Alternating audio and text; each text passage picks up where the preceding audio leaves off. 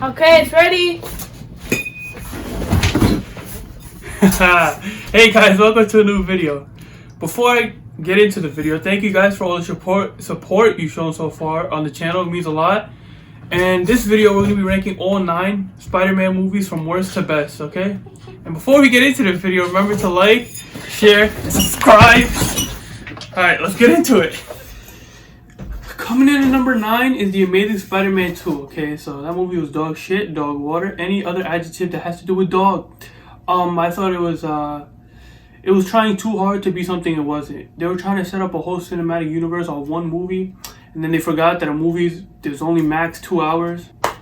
The reason it's number 9, other than that, like more specifically, I'd say is because the villains were kind of lackluster.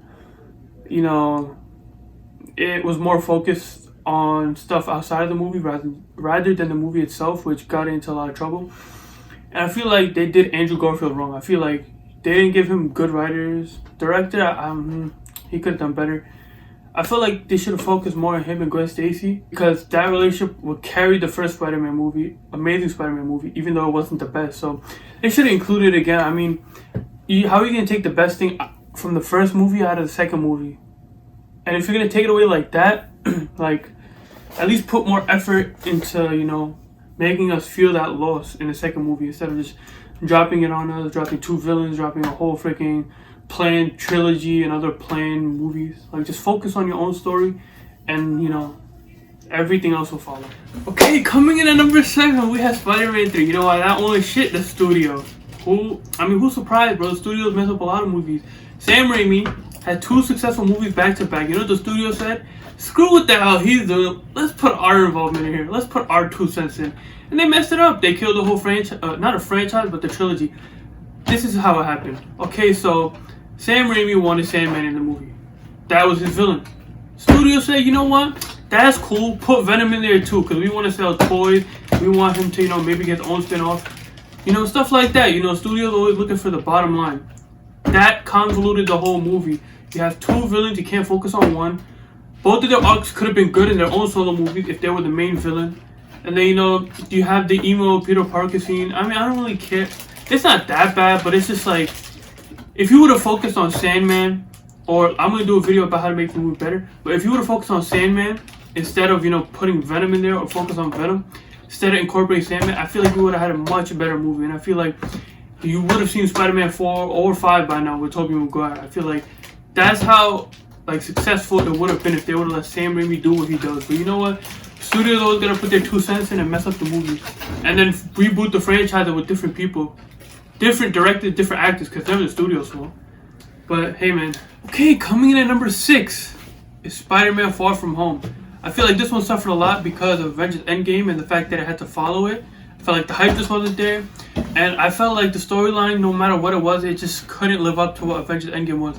And that's just me. I felt like as a continuation and punctuation of Phase 3, I just felt like it didn't hit the right spots. I didn't feel like overall that it punctuated Phase 3 correctly. But Jake Gyllenhaal did put in a great performance as Mysterio, and I feel like Tom Holland, he gets a lot of hate for how he portrayed, not how he portrayed Spider-Man, but his Spider-Man's connection to Iron Man. But I felt like he was good, solid in this movie too. I just felt like the plot and the story kind of lackluster in the way it tied into Iron Man again. I felt like if this could have been his own story that had some, you know, connections to Endgame, but the whole thing felt like, you know, it felt like something that's gonna happen in the future, where it's just a spin-off of Endgame, or like Endgame consequences. I felt like this movie, I feel like they should have went a different direction. Okay guys, coming in at number 5, we have Spider-Man Homecoming. I actually like this movie a lot. You know, it's probably one of my favorite movies in the MCU. I felt like Tom Holland had a great performance, and the lesson he learned in this movie was great, even though I feel like they didn't pick up on it a lot in the other movies. The lesson of being a neighborhood Spider-Man over being an Avenger, taking his time to become an Avenger. I like that lesson. Also, I love the Vulture's character for its arc and its twist. The twist with Liz Allen being his daughter was amazing, because those scenes in the car ride to the dance, bro, Michael Keaton played it so well, amazingly well. And also, his motivations, he's just trying to provide for his family. He's not being a villain out of pure villainy or any, you know, motive that most people don't understand. He's being a villain. He's making all these products, he's selling them because he has to provide for his family. and Spider-Man is threatening that, so you understand why they have to fight. And also, in the post-credit scene, by protecting Spider-Man, you see that, you know, he's kind of not a super horrible villain. He's a villain with the heart of gold. I like that touch in the movie. The best MCU performance by Spider-Man, I believe. Better than his performance in Civil War, Infinity War, and Endgame. And I can't wait for the trilogy. Okay, coming in at number 4, we have the first Amazing Spider-Man movie. I liked Andrew Garfield's performance in that movie. I thought it was pretty good. I love his Spider-Man, especially because I feel like he brought that comic book, you know, quirkiness and his smart and his wit and humor to the character. I also love his relationship with Gwen Stacy. I felt like that chemistry was off the charts and unreal. The best relationship Spider-Man has ever had on a movie. Also, I like the Lizard as a villain, especially the way he tied it to Ben Parker. I feel like exploring Peter's parents more, especially his dad and his relation to Oscorp, was a great step forward and a different step than the Raimi trilogy. I also like the Lizard fight scenes and the CGI, as I felt that they still stand the test of time compared to today's CGI. Okay, coming in at number 3, we have Spider-Man 1, the original with Tobey Maguire. I feel like this was a great performance by Tobey, especially as Nerd Peter. A lot of people, you know, they sidestep that part of the character, but I feel like that's one of the most important parts. Seeing the difference between Peter and Spider-Man. Because Peter is this nerd who never makes the first move, who's always shy. You know, he's kind of transparent. You barely know if he's there sometimes. But then you see his transition to Spider-Man. You see the confidence he gets. You see how it's just a whole different person. And it's basically what he wants to be. And so you see why he like transcends to Spider-Man and why he prioritizes Spider-Man, especially towards the end of the movie, picking Spider-Man over Mary Jane. So I feel like that was a great performance by him. Also, Willem Dafoe as Green Goblin is money, bro. It's such a good performance by him. You see the transition from Norman Osborn to Green Goblin, and he plays it perfectly. He plays the hysteria, the delusion, the anger, the violence. He plays everything perfectly. Especially the scenes when it's him and Peter and him and his son. You can see where the jealousy from James Franco's Harry Osborn comes from. Because Peter Parker is basically the son, the type of son that he wants. And you know, Harry Osborn, he knows he can't be that. So that sees that resentment that gets explored further in the sequels and throughout the trilogy. I also feel like Mary Jane and Harry and Peter and, you know, I feel like that whole love triangle thing, that was pretty good. You know, it sets the stage for what happens in the second and third movie. I feel like that by exploring these characters as humans first and then bringing in the comic book parts, I feel like it took the genre to another level and actually making it more cinema, especially in the Marvel side of things. It made it more cinema. You know, DC had Batman with Michael Keaton to do that for it a long time ago, but this Spider-Man movie, Sam Raimi did such a wonderful job at this to bring the superhero film genre, especially for one company, to another level.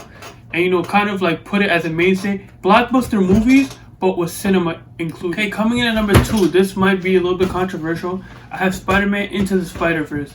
This movie made me cry, but let's save that for a little bit later. Let's get to Miles Morales. I feel like his arc, although not completely finished, was a great arc for the first movie. Him having to get these powers and learning to overcome, even getting doubted by, you know, people he looked up to, the other Spider-Man from the other universes. Him overcoming all that and getting his own moment to, you know, shine, especially incorporating everything he's learned from Peter B. Parker and his uncle to defeat Kingpin. I felt like that was a great, you know, kind of full circle moment for him in the movie. The different types of Spider-Man, I like that they incorporated them, because if you're a fan of the comics or, you know, you play some of the video games, you know that there's a lot of different versions of Spider-Man. In Shattered Dimensions, there's 4 different versions you learn about. You have Spider-Man Noir, 2099, the Black Suit Spider-Man, regular Spider-Man. So I like that they're bringing in these comic Spider-Man like Spider-Gwen, Penny Parker. I like this because, you know, it shows that they're willing to push comic book movies further along and deeper into the comics.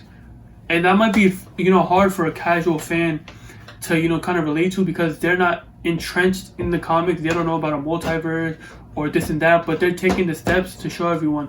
If you make a good movie, you can incorporate the multiverse. Casual fans will learn about it, and that gives you possibilities to make multiple movies with the same character, like Peter Parker in his prime and Peter B. Parker who's way past his prime.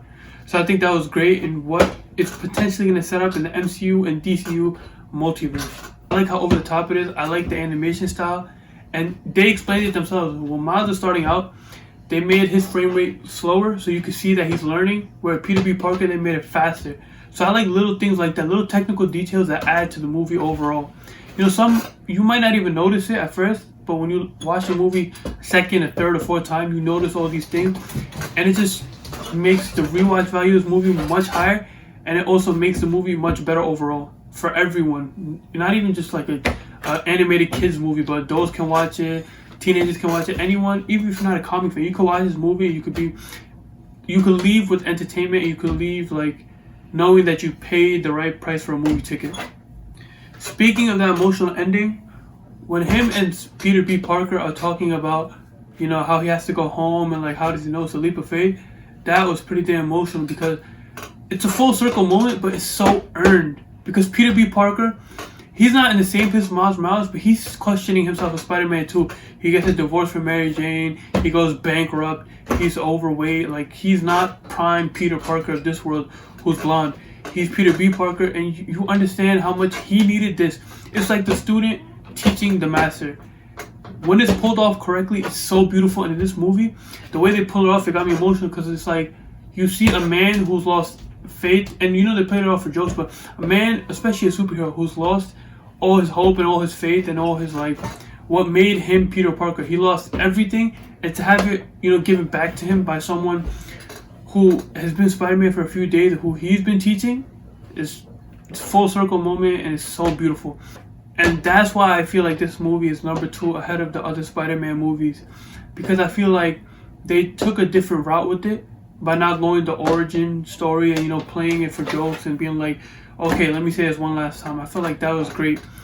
And to like have Miles Morales as the star of the movie and have a different dynamic with him being taught by all the other Spider-Man and them doubting him and putting him down, trapping him, trying to save the day by themselves, and him coming back, overcoming even his own, like, let's say idols, even the people he idolizes, telling him he's not good enough, and he overcomes that and helps them and saves the day. Like, that's great. That's amazing. That's a lesson that a lot of people can relate to, and a lot of people have to hear. That even doesn't matter who's doubting you. If you believe you can do something, do it.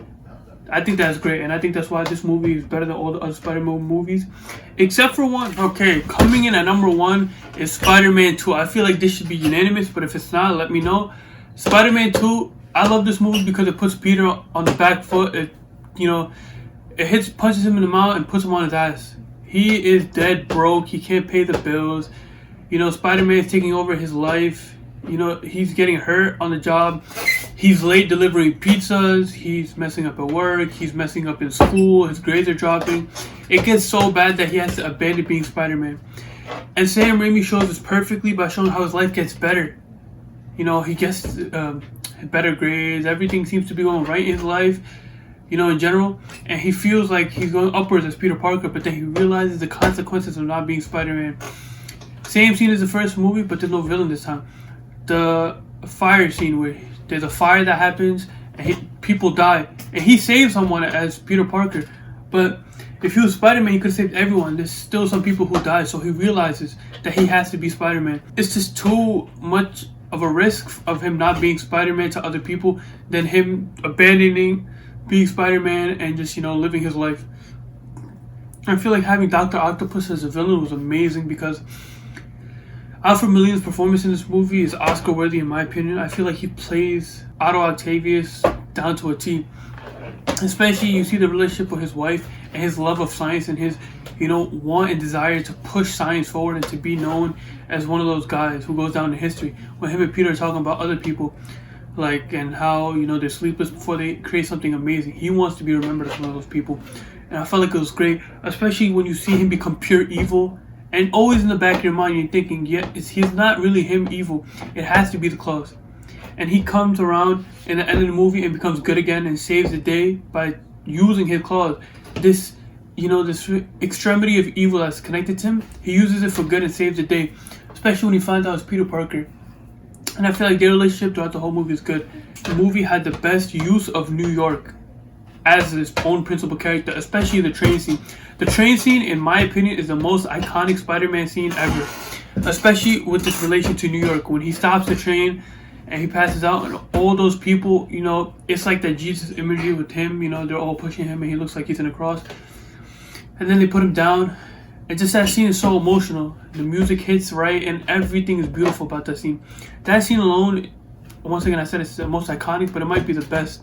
Especially when the kids give him his mask, and they're like, "We won't tell nobody." And you can see like New York is like they appreciate him, like especially after all the shit he's gone through in the movie, of seeing his own personal life failing because of being Spider-Man. To see how these people loved and cherished him, and that he is appreciated by people.